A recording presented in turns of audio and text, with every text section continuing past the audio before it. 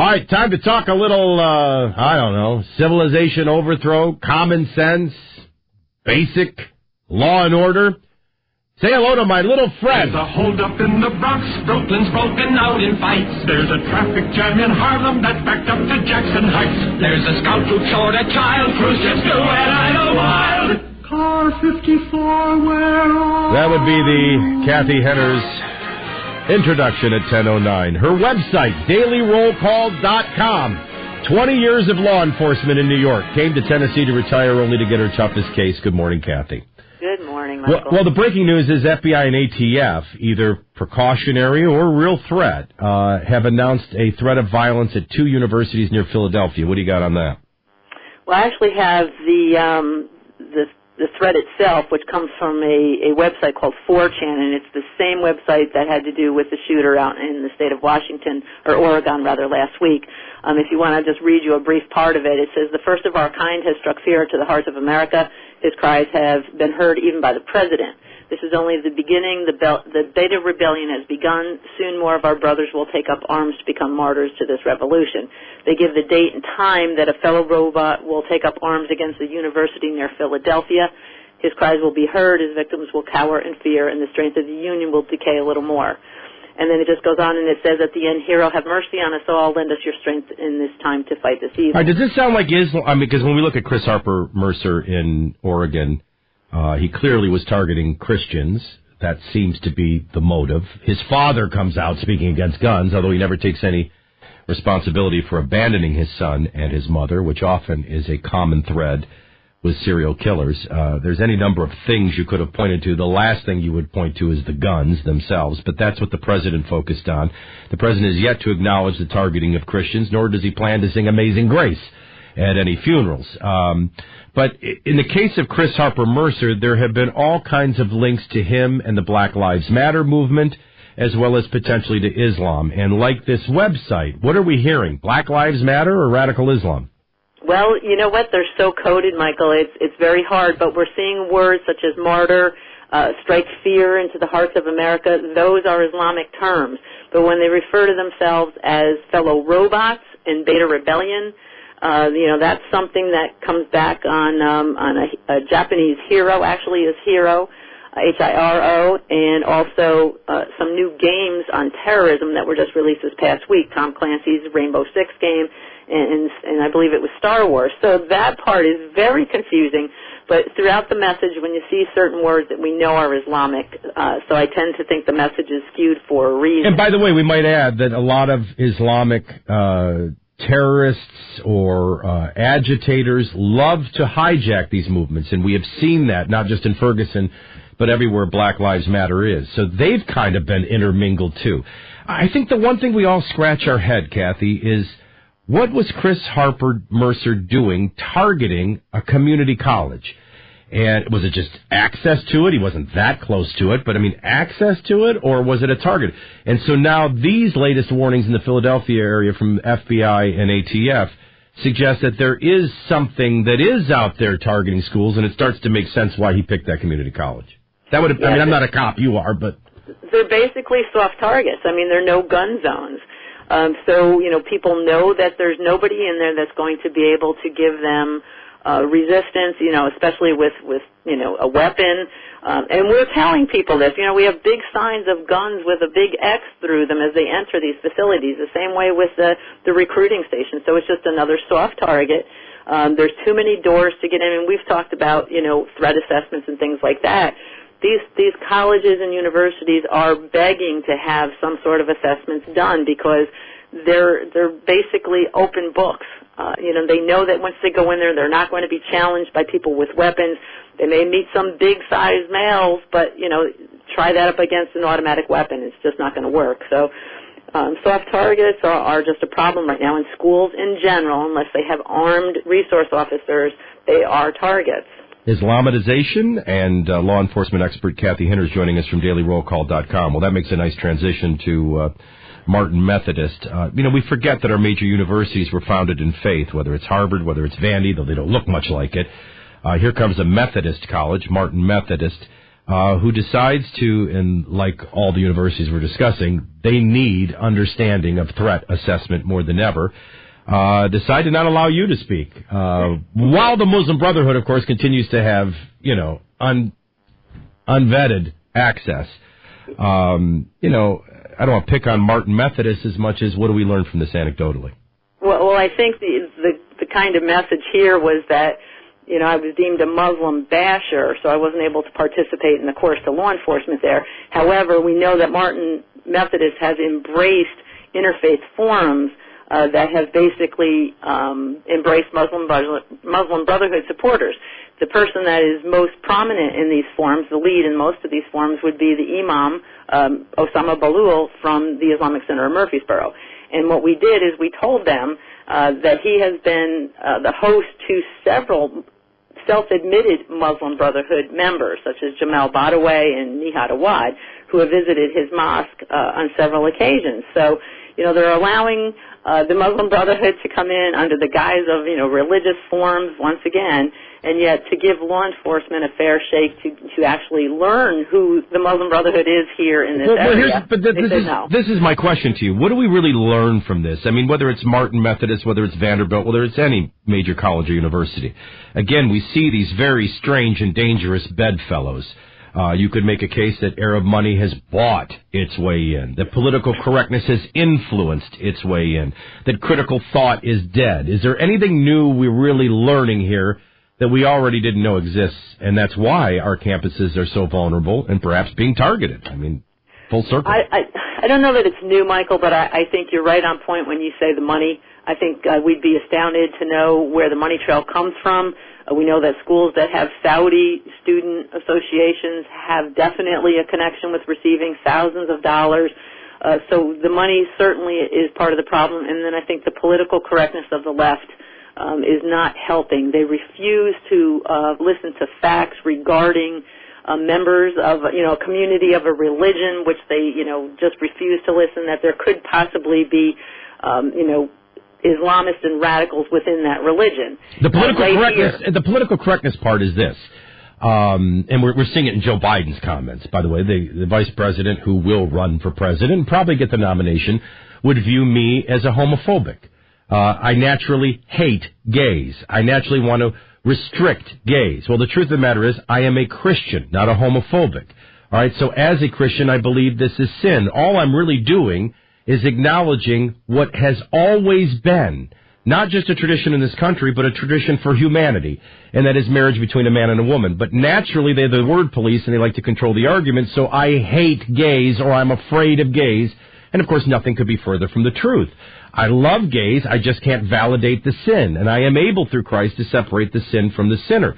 But this is the games that they play. So naturally, if you bring up any facts about Muhammad, facts about the Quran, facts about the Sunnah, facts about the Hadith, facts about actual history, facts about actual legal threats, law and order threats, you're just going to be perceived as a basher by the Southern Poverty Law Center and universities.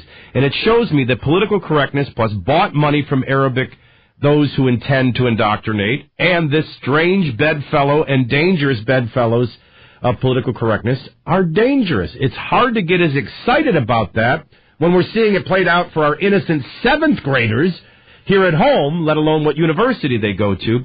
But to me, it ultimately points to something you and I covered months and months and months ago, and that is the 4 stages of Islamic overthrow. It's the Muslim Brotherhood game plan that came out in a Holy Land trial, and it proves to me they have secured stage 3, and all that's left is stage 4, which is open war and either victory or defeat. Yeah, and that's unfortunate that we've allowed this to go this far, but that is exactly the ideology of the left that does not want to see facts. We know they deal mostly in emotion, and hate, is a very strong emotion that they like to label people with. So instead of dealing with facts, which universities are usually very open to, or they should be open to, we deal in emotions, and that's what's killing us, unfortunately. And what would have been the hate message you would have instructed law enforcement with? Oh, probably what to look for in stores that are run by, specifically Middle Easterners, what to look for as far as, terrorist activity, basically how to run their names to understand the breakdown and what their names mean, and, their role of women in society and Sharia law, Sharia finance that is here. really threatening topics, I'm sure. But, it all comes back to organizations that are here that have infiltrated our universities and schools across the state and country, and that's the part that seems to be the catch-all, the part that they don't care for. FBI and ATF warn of a threat of violence against 2 universities in the Philadelphia area. We also have political correctness run amok, no critical thought left in universities. They don't want the truth about Islam, past or present, or threat for law enforcement. Cathy Hinners is joining us. All right, well, you know how I love strong schools. I can't imagine strong cities are any better, are they? Oh, my gosh. No, and when I saw this initiative that just came out over the weekend, I thought, well, there's got to be a connection here, and I'm sure there is at some point. But this weekend, the United States Department of Justice launched a program called Strong Cities Network, which in collaboration with the UN, they're going to form partnerships with global networks and law enforcement in our country to what they call counter-violent extremism.